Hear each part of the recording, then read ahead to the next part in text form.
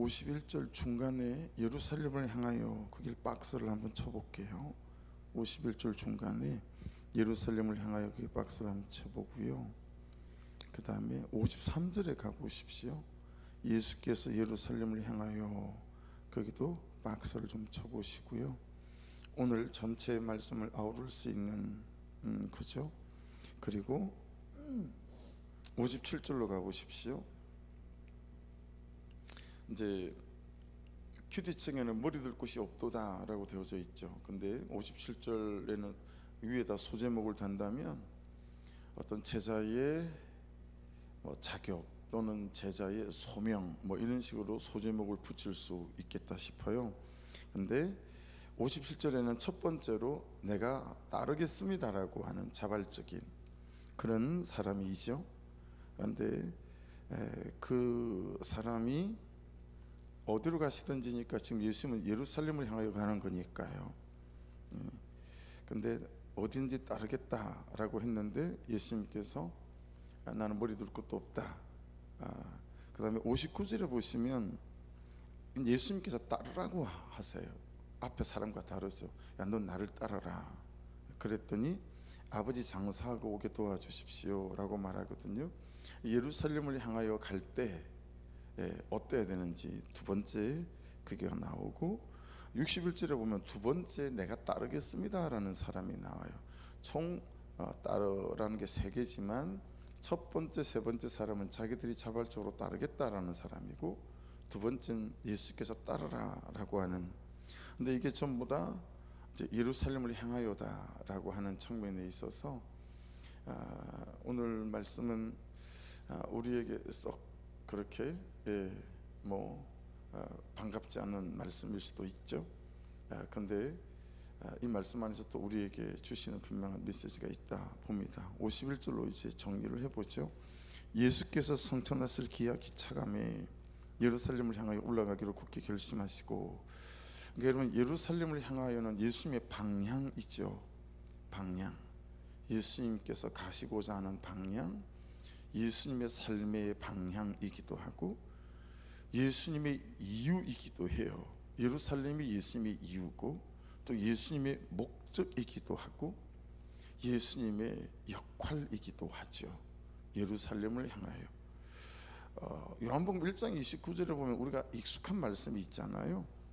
이튿날 요한이 예수께서 자기에게 나오심을 보고 이르되 보라 세상 죄를 지고 가는 어린 양이로다, 그렇게 고백했듯이 이게 예수님의 삶의 방향이고 이유고 목적이고 역할이었잖아요. 십자가에서 죄인들의 죄를 한 몸에 다 짊어지시고 제물이 되어 죽는 거, 그래서 이 세상의 모든 죄인들을 구원하시는 거, 이것이 예수 그리스도의 삶의 방향이잖아요. 여러분 우리가 약하지만 정말 약하고 부족한 사람이지만 우리가 예수님과 같은 방향으로 걷고 살기는 정말 어려운 일일까 라고 하는 거죠. 전도사 초창기에 저는 청년 때 말씀을 만날 때 저를 성경 통독하면서 19살 예수를 만나고 바로 그 해부터 이제 성경 통독 수련회를 다니면서 저를 뒤흔들어 놨던, 저를 통째로 흔들어 놨던 말씀이 요한복음 3장 30절이었어요. 그는 행하여야 하겠고 나는 쉬어야 하리라. 그냥 이게 제 삶의 방향이 됐던 것 같아요. 젊었을 때, 어릴 때. 그래서 겁도 없이 그렇게 살 수 있을 거라 생각했어요. 예수님 잘 되십시오, 전 망해도 좋습니다, 이거잖아요. 이게 너무 저를 흔들어 놨기 때문에 전 이게 그리스도의 삶의 방향이라고 생각했어요. 예수님 잘 되게 하고 나는 망하는 거, 이게 복음이다라고 생각했어요. 그래서 겁도 없이 이렇게 살 수 있을 줄 알고 전도사 때도 설교할 때 신학교 1학년 2학기 26 이때부터 전도사 생활을 했으니까 맨날 설교를 이런 식으로 하는 거예요. 진짜 겁도 없이. 여러분, 우리는 망해야 됩니다. 예수 때문에. 그래서 어느 교회에 있을 때는 설교만 끝나면 수석 부목사님한테 불려갔어요. 너 왜 설교를 그딴 식으로 하니? 이 커튼 쳐놓고 앉혀놓고 1대1로. 야, 담임 목사님도 우리도 그렇게 설교하지 않지 않냐? 예수 믿고 우리가 축복받습니다 이렇게 설교하지, 너 처음에 그렇게 설교하는 게 어딨냐? 근데 목사님 여기 이러잖아요. 예수님 잘 되고 좀 망해야 된다고 세리요한이 고백하잖아요. 근데 그게 안 통하더라고요. 그래도 또 설교할 기회를 주시면 또 그렇게 설교를 했어요. 참 철이 없었고 겁이 없었던 거죠. 저는 그렇게 살 수 있을 거라 생각했어요. 근데 그게 안 사라지더라고요. 그렇게 겁도 없이 젊은 혈기에, 그죠? 막 그렇게 말씀을 나눈 거죠. 맞지만 그 맞는 말씀을 살아내기에 내가 얼마나 연약하고 부족한 존재인지에 대한 명확한 인식이 참 없었던 거죠. 그래서 여러분, 예수님의 방향은 이게 예수님의 방향이었어요. 그리고 오늘 말씀을 우리에게도, 야, 너의 방향도 사실은 이거야. 이게 너의 목적이어야 하고, 그리고 너의 역할이어야 해. 근데 참 이게 쉽지 않을 거야 라고 하는 거 아니겠어요? 우리의 가정 안에서, 우리에게 주신 사람들 안에서 여러분, 우리의 방향은 어떤 거겠어요? 그 공동체, 가정이라는 공동체 안에서 내가 죄의 짐을 지는 것이 우리의 방향이라는 거죠. 맨날 따박따박 따지며 이게 너의 책임이고 너의 죄야 라고 하는 게 아니라, 근데 참 이게 쉽지 않고 또 간단치 않잖아요. 그죠? 그러니까 못 살지만 동의는 해야 되겠다라는 거예요. 예수님, 제가 참 안 살아져요. 그런데 이게 제 삶의 방향이라는 건 제가 인정해요. 근데 이 인정과 이 동의도 없는 채로 그래서 그렇게 사라지지 않는 나에 대한 애통함이 없는 채로 살아가는 것 자체가, 이게 참 이건 여러분 우리가 부끄러움 아니겠어요? 예수님 삶의 방향이라는 게 너무 잘 알고 이게 제 역할이라는 게 너무 잘 알아요.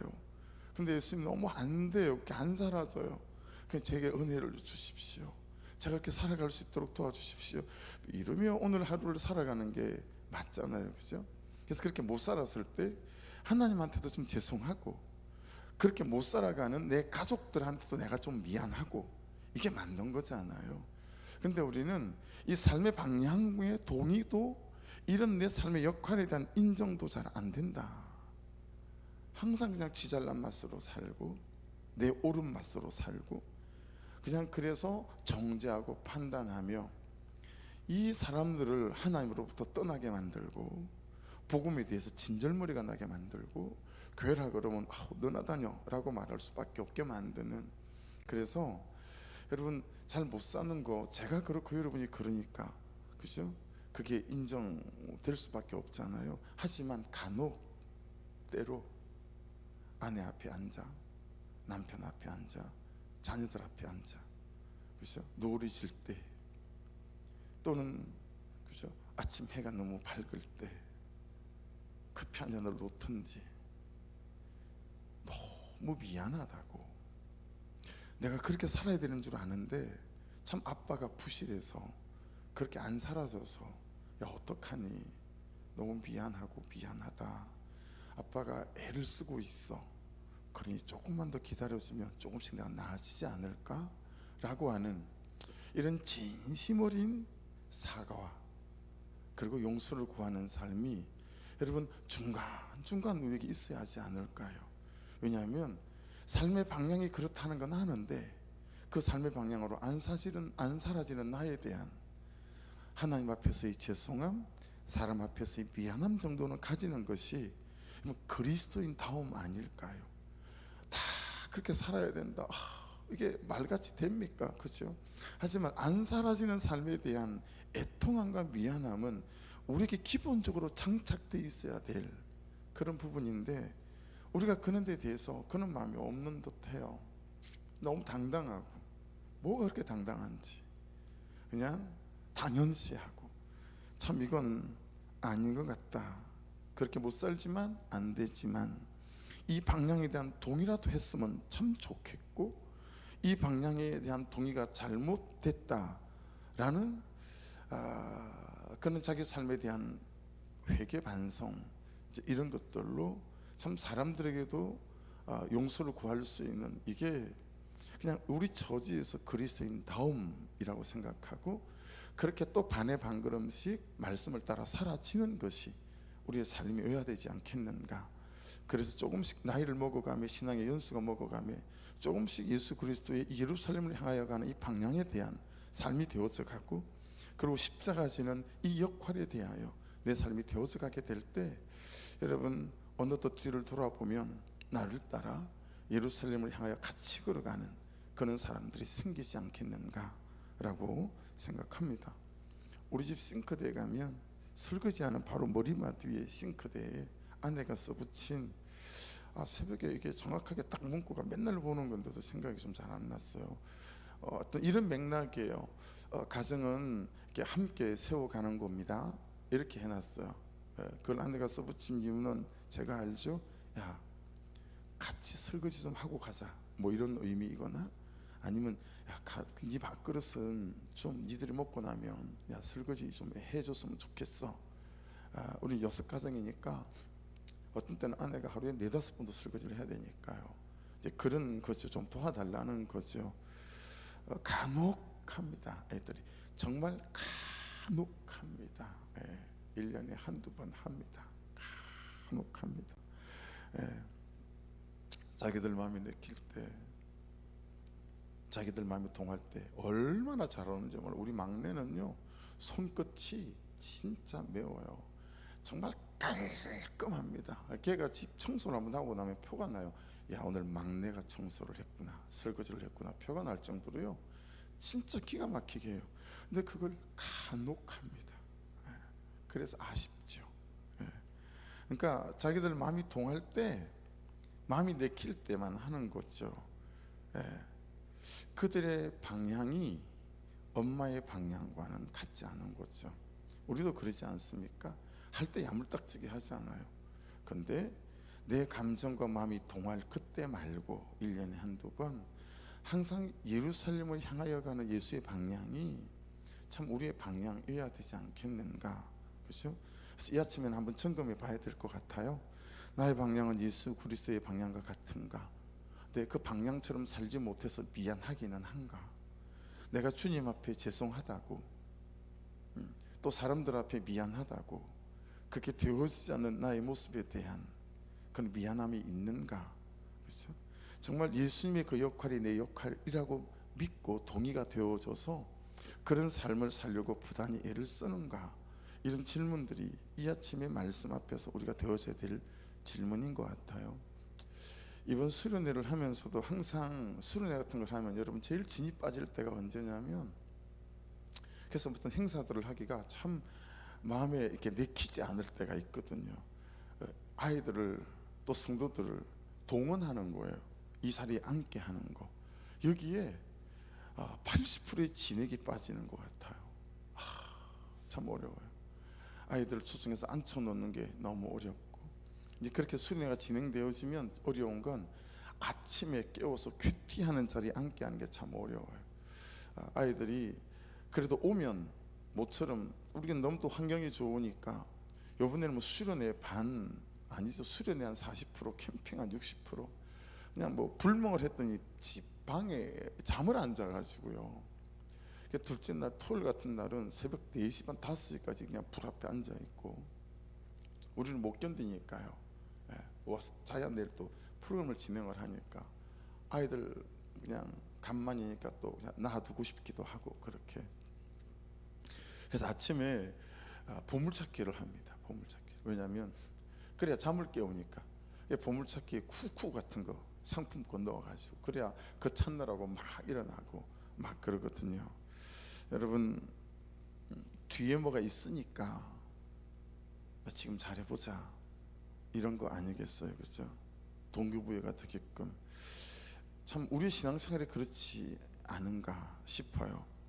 받은 은혜, 이 구원의 감격 때문이 아니라 그저 이 세상에서 이 다음에 누릴 것 때문에 오늘 내가 나의 역할을 잘 감당하는 사람으로 서 있다면 조금은 예수님께서 서글프지 않으실까? 그렇죠? 예루살렘을 향하여 올라가기로 굳게 결심하시고 이걸 직역한 그의 얼굴을 예루살렘으로 향하여 확고히 설정하시고 이렇게 되었어요. 그러니까 예수님이 항상 예루살렘을 향하여 갈 수 있었던 이유는 그분의 얼굴이 항상 하나님께로 향하여 있었다라고 하는 것입니다. 여러분 참 잘 안 되지만 우리의 마음과 우리의 얼굴이, 우리의 중심이 하나님을 향하여, 말씀을 향하여 있게 될 때 조금씩 우리의 삶의 방향 또한 그렇게 예수님의 삶의 방향으로 끌고 가시는 은혜가 있게 될 거라고 봐요.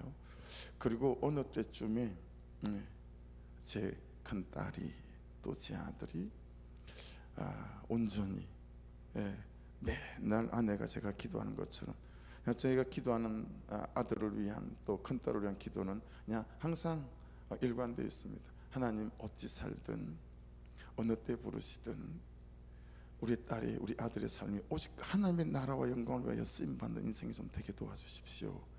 이 기도를 놓칠 수가 없는 거죠.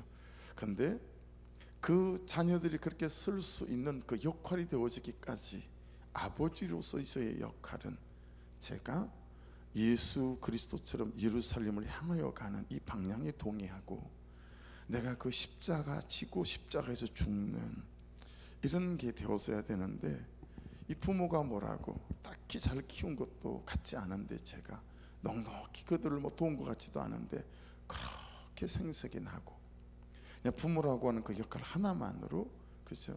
이 십자가 지는 삶보다는 전혀 다른 역할들로 나의 전제를 두고 이래야 되는데 요래야 되는데 이 전제 바깥을 내 아들이 벗어나면 내가 가만두지를 않으려고 하는 이런 식으로도 아니죠. 이딴 식으로 부모 역할을 감당해 왔으니 오히려 복음과 간격을 둘 수밖에 없는 자녀가 되게 만든 악함이 있다 깨달아지는 거죠. 예수께서 성천에 앞서 겪어야 될 이 과정인 순환과 죽음과 부활이라고 하는 이 예수님의 삶, 그죠? 이걸 위해서 이제 예루살렘으로 구체적으로 올라가시기로 작정하신 이 대목에서 우리에게 주시는 메시지가 있어요. 52절 53절을 보십시오. 사자들을 앞서 보냈음에 그들이 가서 예수를 위해 준비하려고 사마리아인의 한 마을에 들어갔더니 예수께서 예루살렘을 향해 가시기 때문에 그들이 받아들이지 아니하는지라. 이런저런 숙식 문제 뭐 이런 것들을 해결을 위해서 먼저 보낸 제자가 있어 보이죠. 누굴 보냈을까 싶은데 54절 한번 보시겠어요? 제자 야고보 요한이 어제 수요 예배하면서 이 말씀을 읽었잖아요. 이를 보고 이르되 주여 우리가 불을 명하여 하늘로부터 내려 저들을 멸하라 하기를 원하시나이까? 이걸 보면 야고보와 요한을 보내지 않았을까 추측하는 거죠. 그래서 이 두 사람이 발끈하는 거예요. 이것 봐라. 또 저는 어떻게 묵상이 되냐면 여러분 이 두 사람은 베드로와 함께 뭘 봤죠? 변화산에서 모세 선생님을 보고 엘리야 선생님을 봤잖아요. 좀 더 본 게 있고 좀 더 받은 은혜가 있으면 좀 더 낮아져서 예수 그리스도의 그분의 방향과 그분의 삶의 목적과 역할에 동의하고 그렇게 낮아졌으면 좋겠는데 이상하게는 우리는 좀 더 본 게 있고 경험한 게 있으면 그것을 가지고 나를 어떻게 드러내려고 하는 이 교만으로 왜 이렇게 장착이 되어지는지 참. 그래서 성품과 인격, 태도 참 이런 것이 받은 은혜와 함께 같은 걸음으로 가지 않으면 우리는 받은 은혜를 가지고 좀 다른 사람보다 더 많이 본 걸 가지고 참 사람들을 후리고 낮춰보는 일에 익숙한 존재들인 것 같아요. 야고보 요한도 아마 그래서 이렇게 발끈하지 않았을까.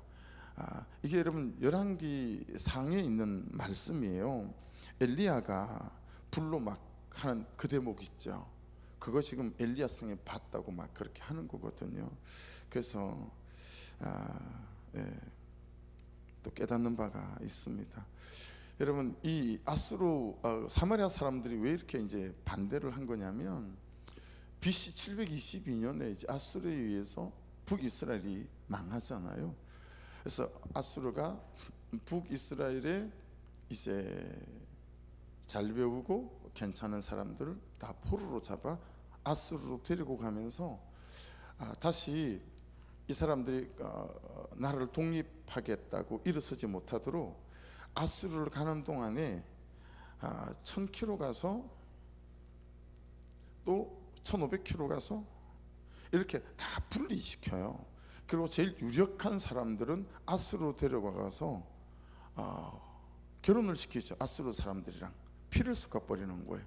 그리고 아수르의 정말 죄인들 이런 사람들을 여러분 북이스라엘로 데리고 와서 또 북이스라엘에 있는 사람들과 피를 섞게 만들죠. 혼혈 정책을 펼치는 거예요. 그 피가 섞인 사람들이 사마리아 사람들인 거죠. 그래서 유대인들이 아주 그냥 사마리아 사람들은 개 취급을 하잖아요. 사람 취급을 하지 않고요. 그 땅을 밟지도 않았어요. 그 땅에 절대로 들어가지 않아요. 빙빙 돌아가는 거죠. 그러니까 그렇게 취급하니까 사마리아 사람들도요, 유대인들이 자기를 그렇게 대하니까 너무 유대인들이 미운 거죠. 사실은 같은 민족인데. 그래서 이 유대인들이 자기 땅을 건너 예루살렘을 가려고 하게 되면 그냥 꼴보기 싫은 거예요. 이제 그런 악한 감정들이 그들에게 있는 거죠. 예루살렘을 향하여 갈 때는 5만 가지가 다 걸림돌이 될 수 있고 우리의 방해가 될 수 있다라고 하는 것들을 이제 말하는 그런 대목입니다. 그렇죠? 54절을 보십시오. 제자 야고보 요한 이를 보고 이르되 주여 우리가 불을 명하 하늘로부터 내려 저들을 멸하기를 원하시나이까. 일부 사본, 이 성경이 정경으로 채택되지 않은 일부 사본에 보면 엘리야가 한 것처럼 이런 단어가 들어있어요. 이런 문구가 예수님 엘리야가 한 것처럼 우리가 불을 명하여 하늘로부터 내려 저들을 싹 썰어버릴까요? 이렇게 야고보 요한이 말을 했다라고 하는 것입니다. 이게 열왕기하 1장에 나오는 엘리야가 자기를 잡기 위해서 아시아 왕이 보낸 50부장 그리고 부하들을 불살랐던 장면이 있잖아요. 이걸 이제 재현하고 싶었던 거죠. 그 얘기 한 겁니다. 여러분 왜 굳이 예수님께서 사마리아를 가자고 했을까요? 그 길 지나서 가려고 하셨을까요? 사마리아마저도 예수님의 구원의 대상이고 복음의 대상이기 때문에 그런 거 아니겠어요? 그렇죠? 근데 앞서 보낸 사람이 이 요한과 야고보가 맞다면 그들이 변화산에서 눈으로는 보지만 참 마음으로는 못 보고 그 예수님의 의도들을 못 읽은 거죠. 여러분 모세 선생님은 뭐죠? 출애굽기잖아요. 애굽에서의 구원. 그리고 엘리야 선생님은 이제 종말에서의 구원을 말하는 분이거든요. 그러니까 출애굽이라고 하는 구원, 또 종말에서의 구원, 그걸 구원이란 주제를 보여줬음에도 불구하고 이 두 사람은 구원으로 읽지 못하고, 그렇죠? 불로 싹 썰어버리게 이런 식으로 이제 읽은 거다라고 하는 거죠. 저와 여러분 안에 이런 말씀이 말씀으로 잘 해석되어져서 삶에 잘 적용되어지는 그런 은혜가 있기를 주의 이름으로 축복합니다. 55절 보십시오. 예수께서 돌아보시며 꾸짖으시고 이 부분도 있잖아요. 야, 나 멸하러 온 거 아니고 구원하러 온 거거든. 이런 예수님의 어떤 의도가 들어가 있는 거죠. 자, 57절 위에는 제가 아까 말씀드린 것처럼 제자됨의 조건 이렇게 전 적었어요. 소제목을 전 이렇게 달았어요. 57절 위에 제자됨의 조건. 자, 그리고 첫 번째 사람입니다. 자기가 따르겠다고 한 사람. 57절 길 가실 때 어떤 사람이 여짜오되 어디로 갔으니 따르리이다. 예수께서 그랬더니 뭐라고 말씀하시죠? 너 잘 생각해야 된다. 여기도 굴이 있고 공중에서도 집이 있잖아. 근데 나는 집도 없어. 머리 둘 곳이 없다. 그렇게 말씀합니다. 여러분 우리가 예수님을 따르기로 한 사람들이 맞죠. 그렇죠? 여기에 먼저 아멘이라고 대답이 돼야 되지 않겠어요? 그렇죠? 그러면 여러분 우리는 어디로 가시든지 예수님께서 또 우리를 어디 있게 하시든지 어떤 상황과 현실에 나를 두시든지 우리 예수님을 따르기로 한 사람들이 맞는 거잖아요. 그렇죠? 여기에 어떤 사람이 여짜오되 어디로 가신 따르리이다, 이 사람이 누군지 아세요? 여러분, 이거 마태복음 8장에 가면 이거 서기관이라고 나와 있어요. 어떤 서기관이, 저 어디로 가든지 예수님을 따르겠습니다. 근데 여러분, 서기관은 이스라엘에서 1% 안에 드는 귀족이었어요. 그러니까 초엘리트고 초귀족이죠. 아쉬운 것이 없는 사람이에요. 아버지로부터 받은 것들도 가문 대대로, 서기관은 시험치고 되는 게 아니었거든요. 가문 대대로 바리새인 중에서 서기관이 됐다라고 하는 학설도 있지만, 대제사장의 계열에서 서기관이 됐다라는 학설도 있거든요. 바리새인은 우리 조선으로 치면 신진 4대부였기 때문에 가문이 좋은 집안들은 아니란 말이에요. 근데 대제사장 서기관 쪽은 가문이 뭐 몇백 년 대대로 받은 게 너무 많은 거죠. 그런 사람이 어디로 갔으니 따르겠습니다. 그러니까 뭘 말씀하신 거죠? 네가 포기해야 할 것, 이거 말씀하신 거예요. 예수의 제자가 된다는 거, 복음을 따라 산다는 건 네가 포기해야 될 것이 있다라는 거죠. 첫 번째, 따르겠습니다라는 이 사람이 마태복음 8장에 근거하면 서기관이 맞다면, 오늘 우리에게 주시는 적용은 이겁니다. 오늘 이 하루를 살며 네가 포기해야 될 게 뭐니? 남편에 대하여, 아내에 대하여, 부모님에 대하여, 자녀들에 대하여 네가 포기해야 될 것, 오늘 우리 적용점, 첫 번째 적용점이 나올 수 있는 그런 대목입니다. 59절, 예수님이 따르라고 한 사람입니다. 또 다른 사람에게 나를 따르라 하시니, 만일에 58절에 이 사람이 서기관이라면 서기관과 따라온 다른 사람들일 수 있겠죠. 그가 이르되 나로 먼저 가서 내 아버지를 장사하게 허락하옵소서라고 말합니다. 여러분, 이스라엘에서요, 죽은 자에 대한 장례식은 어떤 다른 사회적 관습보다도 아주 고귀한 의무였었어요. 모든 일을 우선하는 거였어요. 이런 맥락에서 보면 이 사람의 이 부탁, 청하는 것은 너무 지극히 당연한 거예요. 근데 이 청년은 어때요? 예수님을 따르지 않을 핑계로 이 말을 하는 것처럼 보인다라는 거죠. 60절에 이렇게 말씀하세요. 이르시되 죽은 자들로 자기의 죽은 자들을 장사하게 하고 너는 가서 하나님의 나라를 전파하라 하시고. 여러분, 이 두 번째, 여기 따르라라고 하는 이 사람의 첫 번째는 포기해야 될 것이라면, 이 두 번째는 우선순위를 말하는 거예요. 그렇죠? 야, 네가 그리스도인이라면 이것을 우선순위에 둬야 된다. 여러분, 절대로 어떤 부모님의 도리를 저버리고 복음을 따르는 내용이 아닙니다. 그렇죠? 제사의 우선순위는 복음 사역에 있으므로 부모에 대한 도리가 복음의 의무를 미루기 위한 변명이 돼서는 안 된다라는 거예요. 그렇죠? 그래서 죽은 자들은 영적으로 죽은 자, 곧 예수 그리스도를 믿지 않는 자들을 뜻하는 거고요. 자기의 죽은 자는 육체적으로 죽은 자를 가리키는 것입니다. 따라서 예수님의 이 말씀은 죽은 부친의 장례식은 불신자에 속한 가족이나 친지들에게 맡기고 너는 나를 따르라, 이런 말이 될 수 있겠죠. 비윤리적인 뭐 그런 게 아니에요.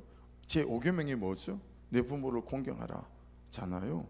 그만치 부모님을 공경하는 것을 예수님도 하나님도 중요하게 생각합니다. 다만 이 부분에서 말씀하시고자 하는 것은 영에 속한 자가, 그리스도에게 속한 자가 가장 우선적으로 추구해야 될 것은 영적인 일이고, 그리고 그 가장 영적인 일은 어떤 거죠? 복음을 살아내는 거죠. 복음을 살아내는 겁니다. 가정 속에서. 그래서 이 부분을 또 오해하시면 안 되겠죠. 61절 위에 두 번째로 자기가 따르겠다. 자, 첫 번째는 포기였어요. 두 번째는 우선순위였어요. 세 번째지만 두 번째, 자기가 스스로 따르겠다라고 한 사람입니다. 또 다른 사람이 이르되 주여 내가 주를 따르겠나이다마는 나로 먼저 내 가족을 작별하게 허락하소서. 예수께서 이르시되 손에 쟁기를 잡고 뒤를 돌아보는 자는 하나님의 나라에 합당하지 아니하니라 하시니라. 여러분, 이건 이제 말씀 속에 있지만 이건 사실은 그 당시에 쓰고 있던 속담이었어요. 그러니까 그리스도인들 말고 세상 속에서도 뭐라고 말하고 있냐면, 야, 밭 가려고 손에 쟁기 잡았으면 뒤돌아보는 거 아니야. 세상 사람들 쓰는 속담이었다라는 거예요. 여러분 쟁기 잡아 보셨어요? 전 아버지가 농부고 제가 농부의 아들이기 때문에 전 쟁기 많이 잡아봤어요. 예. 쟁기에 이 이제 땅을 파는 거 있죠. 이건 주물이에요. 단조가 아니고, 단조는 쇠를 두드려서 만드는 거기 때문에 안 부러져요. 우그러지긴 해도. 근데 주물은 이게 추출로 부어서, 틀에 부어서 만든 거기 때문에 옛날의 쟁기는 이게 딱딱한 것에 걸리잖아요. 그러면 진짜 잘 부러져요. 그래서 저는 아버지 따라 대장간을 참 많이 다녀본 것 같아요. 낫도 호미도 다 대장간에서 만드는데, 다른 것은 가면 항상 준비가 되어 있는데 쟁기는 이게 주물로 다시 만들어야 되니까 시간이 좀 걸려요. 그래서 낚시를 여성분들은 잘 안 해보셨죠? 낚시는 손맛으로 한다 그러거든요. 고기가 딱 칠 때, 낚싯대를 잡을 때 그 팽팽하게 당기는 맛이 여간 장난이 아니에요. 근데 여러분 이 쟁기도 손맛이 있어요. 쟁기를 잡잖아요. 그러면 나무를 통해서 끝에 있는 철이지만 우리 밭은 위에 산 위에 있는 밭이 많았거든요. 그래서 시골에 산 위에 있는 밭들은 밭둑이 전부 다 돌로 쌓여 있잖아요. 다 밭에서 나온 돌이에요. 쟁기질 하다가 그래서 돌에 걸린다 싶으면 얼른 쟁기를 살짝 들어야 돼요. 그렇지 않으면 여지없이 쟁기날이 뚝 부러져요. 손은 앞에서 끌고 있죠. 근데 그 돌이 무거우면 걸리면 그냥 뚝 부러지는 거니까요. 굉장히 신경을 써야 돼요. 그러면서 들었다 놨다 들었다 놨다를 반복하면서 이 밭을 갈아야 해요. 그러지 않으면 밭 하나 갈면서 쟁기 2개 뿌려 먹는 거는 예사일이거든요. 아버지가 몸이 좀 안 좋으셔서 넷째 형한테 야, 저 위에 밭을 좀 갈아라. 그랬더니 앞에 소를 끌고 쟁기는 다 어깨 메고 다녀요. 이게 이제 산 위에 있는 밭이니 먼당 밭이니까 메고 올라가면서 얼마나 뒤를 돌고 투덜거리는지, 뭐 셋째 형을 시키지 나를 시키냐 그러고 투덜투덜하고, 그리고 그 쟁기를 지고 올라가는 거예요. 그리고 올라가면 또 금방 밭도 안 갈아요. 우리 막내 형은 그 쟁기를 다 해놓고요, 자기 할 거 다 하고 그런 다음에 밭을 가는 건지 마는 건지. 그래서 이 본문이 너무 저는 이렇게 이해가 되는 거예요. 제가 쟁기를 많이 잡아봤고, 그리고 우리 막내 형이 쟁기를 지고 올라가면서 얼마나 투덜거리는 모습을 눈에 선하기도 하고. 그래서 오늘 생각해 보셔야 돼요. 여러분의 밭은 어딘가, 그리고 그 밭을 알기 위해 여러분이 붙잡고 있는 쟁기는 뭔가. 여러분의 가정이 여러분의 밭일 수 있죠. 여러분의 직장이 여러분의 밭일 수 있어요. 목장이 여러분의 밭일 수도 있죠. 목자들에게는. 그렇죠? 여러 가지 우리의 밭이 있어요. 그 밭을 가려고 우리에게 손에 잡은 쟁기는 어떤 걸까요? 섬김이라는 것도, 그죠? 자기 죄를 보는 것도, 참 여러 가지 우리가 손에 붙들고 가정에서 살아가는 쟁기들이 있잖아요. 근데 이 손에 쟁기를 잡고 맨날 뒤돌아보는 거죠. 언제 밭을 갈겠어요? 밭이 갈리겠어요? 소가 가는 것들도 채찍으로 잘해서 끌고 가야 하고, 간격도 잘 맞춰야 되고 막 이래야 되는데, 그렇죠? 그런 부분에 있어서 그냥 이 적용도 참 간단하고 쉬운 적용이라고 생각해요. 생각하기에는. 그래서 여러분, 오늘 내가 갈아야 되는 그 밭, 첫 번째가 복이었었어요. 두 번째는 우선순위였어요. 그 다음에 이 세 번째, 손에 쟁기를 잡고 뒤를 돌아보는 자는 하나님의 나라에 합당하지 아니하다. 어떤 것 때문에 뒤를 돌아보겠어요? 염려, 그렇죠? 염려 또는 어떤 다른 집착, 이런 거죠. 그것 때문에 계속 뒤가 돌아봐지는 거예요. 이것 적용해 보셔서 내가 어떤 것 때문에 손에 쟁기를 잡은 자로서 밭을 가는 일에는 중심을 두지 아니하고 계속 뒤를 돌아보면서 이건 아닌데 왜 하필 나지? 이런 것이나, 또는 어떤 염려나 두려움 때문에 나에게 주신 이 하루라는 밭을, 삶이라고 하는 밭을 갈지도 못한 채로 맨날 염려하고 두려워하고 그런 모습으로 살아내고 있지 않는지를 돌아보셔서 살아계신 하나님이 내 삶을 책임지심을 믿고 염려도 두려움도 걱정도 그분 앞에 내려놓고 오늘 주신 이 하루라는 밭을 손에 쟁기를 잡고 믿음으로 잘 갈아내시는 은혜가 있기를 주의 이름으로 축복합니다. 주여 한번 부르고 기도하시고, 구성전 매매 위해서 여러분 간절히 기도해 주시고, 새로 오신 분들 기도해 주시고, 또 공고한 분들이 있습니다. 아버지, 공고한 분들, 참 낙심한 분들 위해 은혜를 더하여 주옵소서. 기도해 주시고,